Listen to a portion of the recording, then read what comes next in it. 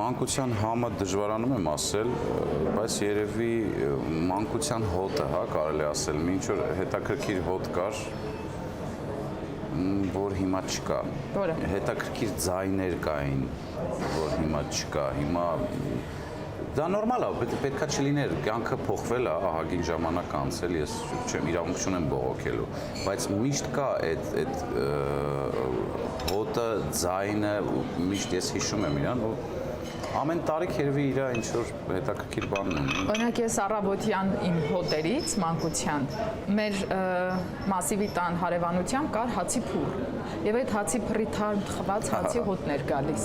Ու տանը անպայման առավոտյան, անկախ նրանից դու ուզում ես, չես ուզում, մենք խմում էինք թեյ առավոտյան։ Հայրիկս միշտ այդպես էր անում, գդալը թողնում էր բաժակի մեջ եւ այդպես էր խմում։ Դե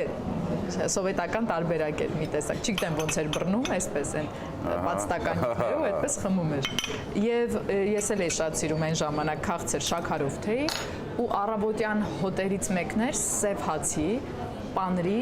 քաղցր թեյին մուգ արած, այդ թեյի հոտը։ Դպրոց գնալուց առաջ շատ արագ ոտքի վրա խմում ենք ու վազում ենք դպրոց։